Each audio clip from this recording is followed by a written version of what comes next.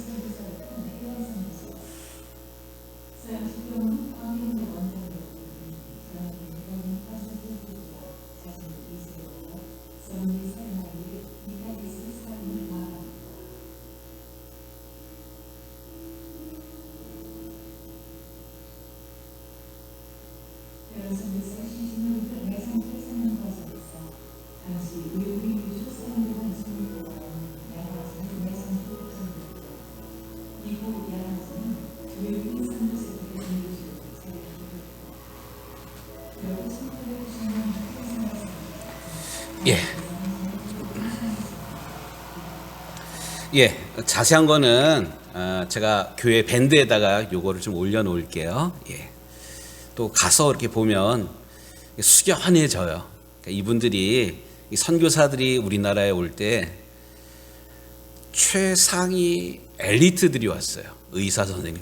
한국에서도 지금 의사 이러면 미래가 보장되어 있는 이런 사람들이잖아요. 근데 한국에 와가지고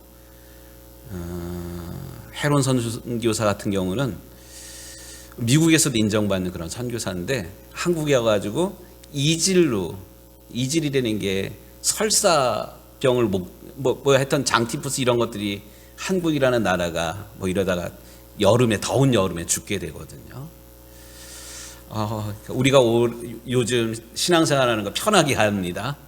에어컨도 틀고 안락한 의자에 이렇게 앉는데, 지금부터 130년 전은 치안이 보장이 안 되는 나라, 위생 상태가 엉망인 나라, 먹을 것이 안정적이지 않는 이런 나라에 미국의 안정적인 모든 것들을 내려놓고 선교사들이 와가지고 복음을 전했습니다. 바로 복음을 전하지 못하고 학교랑 병원, 또 그 다음에 이제 교회를 세우면서 복음을 전했기 때문에 아무 공로 없지만 우리가 편하게 오늘날 이 예수를 믿게 된 거 정말 귀한 분들입니다.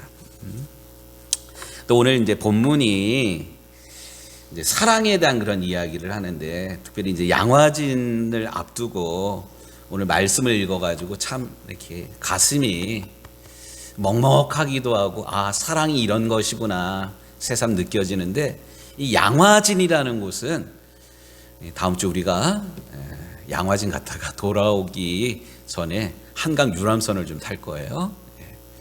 근데 양화진 무척 아름다운 그런 지형이에요. 거기가 이게 양화진, 버드나무가 많았다 뭐 그런 의미도 있고요. 이게 원래 이름이 여기가 잠두봉이라고 그랬더라고요. 잠두봉, 잠실, 뭐 잠이 뭐냐면 누에 이런 거예요. 누에 대가리처럼 이렇게 솟았다 그래가지고 잠두봉.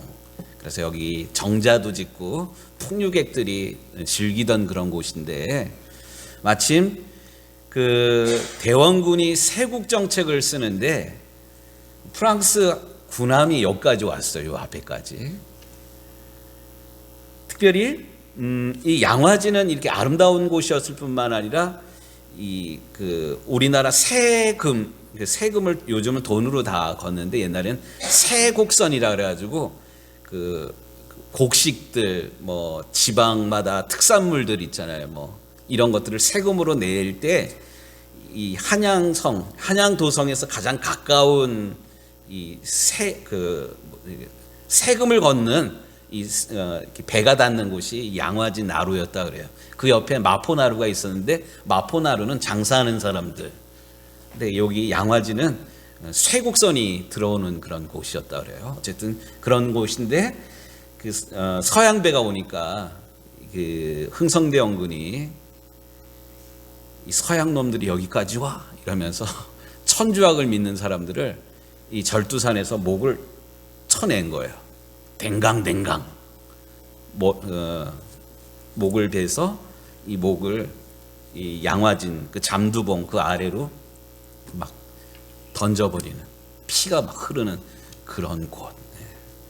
그 양화진 가면 참 이렇게 마음이 뭉클한 게, 개신교 선교가 시작되기 100년 전에 천주교인들이 그렇게 박해를 받았어요.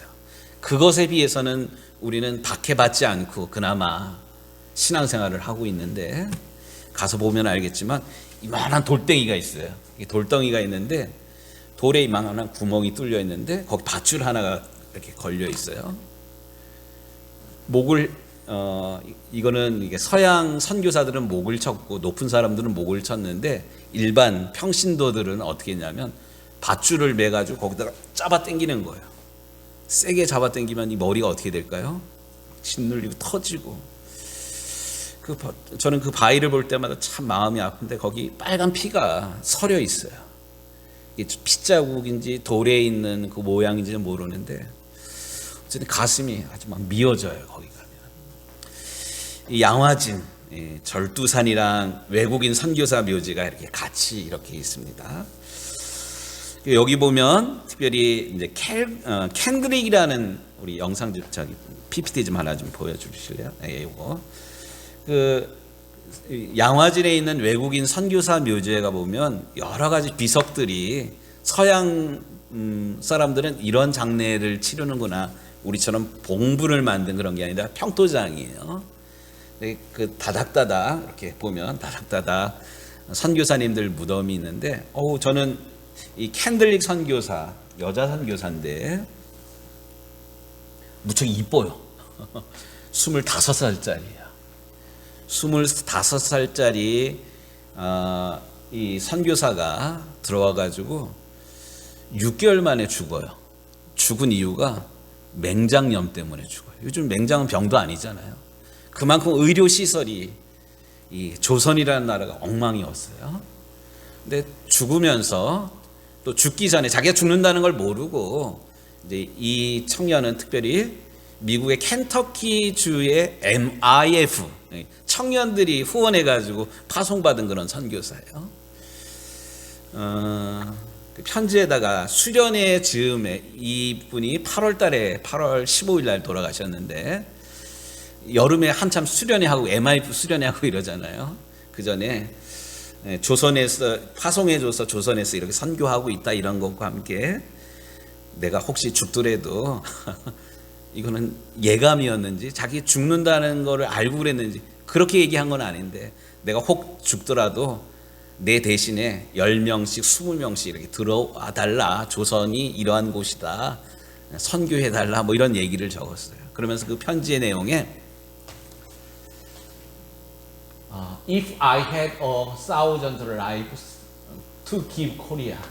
이게 뭔 말이냐면 만약에 나에게 줄 수 있는 1,000개의 목숨이 있더라면 나는 그 모든 것들을 조선을 위해서 다 주고 싶다. 나중에 보면 all, then all 그 1,000개의 목숨 그 자체를 조선을 위해서 주고 싶다.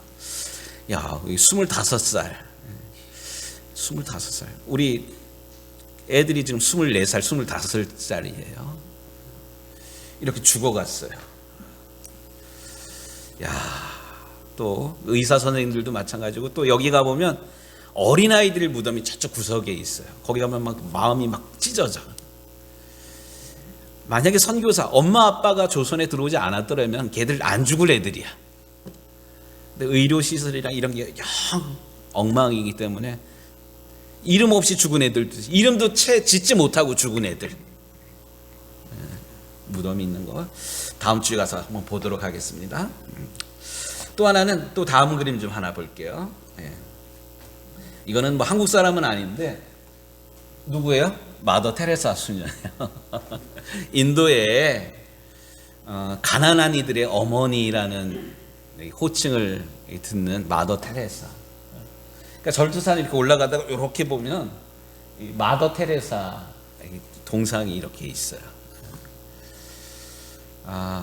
오늘날 우리가 신앙생활하는 게 정말로 자기의 목숨 돌보지 아니하고 헌신했던 그런 분들, 믿음의 선진들이 있기 때문에 오늘 우리가 이렇게 신앙생활을 편하게 그냥 하늘에서 뚝 떨어진 것처럼 우리가 땀 흘리지 않고 신앙생활하고 있다, 이런 생각을 좀 가져봅니다. 그런데 오늘 말씀이 우리가 고린도전서 13장의 말씀을 읽는데 아주 의미심장한 말씀을 하고 계십니다. 우리 13장 3절 말씀 좀 다시 읽도록 하겠습니다. 내가 내게 있는 모든 것으로 구제하고 또 내 몸을 불사르게 내줄지라도 사랑이 없으면 내게 아무 유익이 없느니라. 아멘. 여기 구제한다라는 그런 단어가 나오는데요. 구제한다. 이게 무슨 말이냐면 먹을 것을 나누어 준다, 이런 말이에요. 근데 먹을 것을 나누어 줄 때에 우리는 이웃을 위해서, 우리가 연말에 뭐 불이웃 돕기하고 동네에서 뭐 출연해가지고 뭐 돕고 이럴 때 내 재산 전부 주나요? 아니잖아요. 부담 안 되는 범위 안에서 조금, 이거 뭐 한 끼 덜 먹으면 되지 뭐 하나 안 사면 되지 뭐 이런 마음으로 이렇게 나눠주지 않습니까? 그런데 오늘 성경은 뭐라고 그러냐면 내가 내게 있는 모든 것으로 구제하고, 이 모든 것이라는 건 내게 있는 모든 것, 왕창, 몽땅을 가난한 사람, 어려운 사람을 위해서 돕는다. 이거 박수 받아야 돼. 그런데 성경은 뭐라고 얘기하냐면 내게 있는 모든 것으로 구제한다 할지라도 내 마음속에 사랑이 없으면 뭐라고요? 모든 것으로 구제하고 그러다 할지라도 사랑이 없으면 아무 유익이 없느니라. 사랑이 없으면 아무것도 아니라고 오늘 성경은 이야기합니다. 또 오늘 이어지는 말씀을 보면 내가 내 몸을 불사르게 내어준다라는 말이 또 나와요. 모든 것으로 구제하고 내 몸을 불사르게 내줄지라도, 이런 말이 나오는데 이 불사르게 내준다, 이거는 노예가 자기의 몸을 희생 제물로 바치는 그런 거예요. 우리 옛날 이야기 가운데 심청이 이야기 나오잖아요. 심청이가 자기 아버지의 눈을 뜨게 하기 위해서 자기의 몸을, 인당수에 몸을 던졌어요. 이게 희생하는 그런 거예요. 노예가 다른 사람을 위해서 자기 자신을 희생한다. 그런데 여기 희생한다 이 단어를 우리가 읽는 고린도전서 13장에는 내 몸을 불사르게 내준다라고 번역을 하고 있는데, 어떤 사본에는 이런 뜻으로 이게 이렇게 쓰여져 있는데, 그게 뭐냐면 그 불사르게 내어준다, 이 뜻이 나 스스로를 자랑한다라는 의미로 쓰여져 있다 그래요. 이게 조금 어려운 말인 것 같은데 의미심장합니다. 내 몸을 불사르게 내어준다, 이 말의 이면에는 내가 스스로를 나는 남다른 사람이야, 나는 대단하게 다른 사람들을 위해서 내 인생을 바치는 사람이야, 이러면서 스스로를 희생하는 그런 마음이 거기에 숨겨 있다라는 의미입니다. 곧 희생하는 그 마음 이면에는 자랑하고 싶은 마음이 숨겨져 있다라는 그런 뜻이라고 합니다. 그래서인지 예수님은 마태복음 6장에 무슨 말씀을 하셨냐면, 남에게 보이기 위해서 어떤 일을 하는 것에 대해서 예수님이 경계하고 계셔요. 그래서 마태복음 6장에 보면 너희는 구제할 때 오른손이 하는 것을 왼손이 어떻게 하라고요? 왼손이 모르게 하래요. 여러분들 한번 좀 생각해 보세요. 근데 오른손이 뭐를 이렇게 하는데 왼손이 모를 수가 있나요? 오른손이 하는 것을 왼손이 어떻게 몰라요? 내 같은 몸인데. 근데 예수님은 그러라는 거예요. 네 오른손이 하는 것을 왼손이 모르게 하라. 오른손이 하는 거를 우리는 떠벌려요. 야, 내가 이런 일도 해, 내가 저런 일도 해, 니들 못하는 내가 이런 것들 하잖아. 떠벌리고 방송이 하고 신문에 나오게 하고 막 이러는데, 예수님은 그러지 말라는 거예요. 오히려 오른손이 하는 것을 왼손이 모르게 해야 해요. 한번 여러분들 오른손이 하는 거 왼손이 모르게 한번 좀 해보세요. 한번 어떻게 하면 오른손이 하는 걸 왼손이 모르게 할 수 있을까요? 다른 사람 다 잠잘 때 밤에 하면 왼손이 모를까요? 샥샥 소리도 안 나게 이렇게 하면 오른손이 하는 것을 왼손이 모르게 할까요? 인간적으로 할 수 있는 방법이 없어요. 그런데 할 수는 없지만 예수님께서 그럼에도 불구하고 오른손이 하는 일을 왼손이 모르게 하라고 말씀하고 있어요. 이게 어떻게 가능할까요? 저는 그 마태복음 6장 말씀을 사실 스스로 해결을 못했는데, 제가 제천제일교회에서 북목사로 한 5년을 이렇게 섬겼는데, 그때 조재진 목사님이 이 본문을 가지고 설교를 하면서 아주 특이한 해석을 하시더라고요. 그게 뭐냐면, 제가 충격을 받았어. 와, 그 말이 그 말이구나 깨달았어요. 그게 뭐냐면, 오른손이 한 일을 왼손이 모르게 하라는 거는, 오른손이 한 거를 내 스스로가 잃어버려. 내가 이만큼 했어, 내가 이런 일을 했어, 내가 니들 못하는 거 했지, 나 잘한 거지, 이렇게 자랑하는 게 아니라 내 스스로 오른손이 한 거를 잃어버리는 거야. 내가 한 거를 내가 섬겼다고 도와줬다는 그 자체를 잃어버리면, 내가 기억하지 않으면 왼손도 모르는 그런 거야. 어때요? 이해하기 쉽죠? 예, 오른손이 하는 것을 왼손이 모르게 하라. 제가 제 자랑이 아닌데 자랑처럼 하겠습니다. 제가 대학원 다닐 때 학교에서 100주년 기념관이라는 지금 이제 감신대에 제일 중요한 그런 건물을 짓는데, 제가 그때 학교 다닐 때 그 대학원 다닐 때 원우회장이라는 걸 했어요. 근데 원우회장을 하는데, 저도 그때 간 목회를 나가가지고 시골교회, 미자립교회, 애들 2명 나오는 그런 교회. 근데 책임을 맡고 있어가지고 학교가 건축을 하는데 돕고 싶은데 제가 도울 수 있는 방법이 없는 거야. 그래서 제가 약정을 했어요. 한 5년 동안 2만 원씩 약정을 했어요. 그리고 까맣게 잊어버리고 있었어요.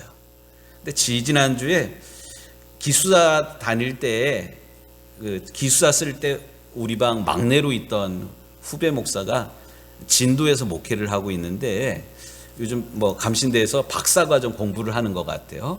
매주 이렇게 올라갔다가 100주년 기념관 다 진 다음에 거기에 입구에다가 헌신한 사람들, 헌금한 사람들 이렇게 명단을 이렇게 적어가지고 큰 나무를 만들어 놨어요.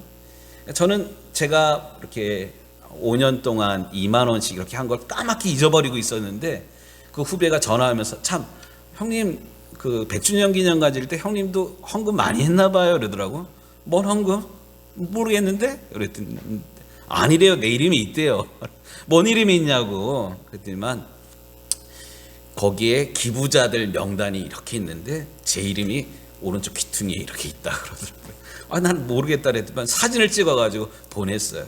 엊그저께 서울 올라간 김에 점심시간이 돼가지고 학교에 들렸다가 아는 분들, 친구들 만나가 잠깐 점심 먹다가 이렇게 봤는데, 저는 까맣게 잃어버리고 있었는데 거기 제 이름이 있는 그런 거예요. 제가 오늘 이제 말씀을 준비하면서 오른손이 하는 것을 왼손이 모르게 하라. 나 스스로도 헌금을 했으면서도 그게 뭐 많지 않아가지고 부끄러워가지고 거기 이름 나오는 거 전혀 생각지도 못하고 있었는데 시간이 지났는데 내 스스로도 잃어버렸는데 그게 이제 기록이 되고 있다는 게 왠지 뿌듯하더라고요. 그러니까 이게 우리가 다른 사람을 돕고 다른 사람들을 섬길 때 내가 이만큼 도와주면 이 사람이 이만큼 답례를 하겠지, 이런 계산을 하면서 돕는 게 아니라 내가 이렇게 일하는 것을 이렇게 방송을 내고 선전을 하면 다른 사람들이 나를 우러러보겠지, 이런 마음으로 돕는 것이 아니라 예수님의 말씀처럼 오른손이 하는 것을 왼손이 모르게 하면 설령 사람들은 기억해 주지 못한다 할지라도 누구는 보고 계셔요? 우리 하나님은 보고 계십니다.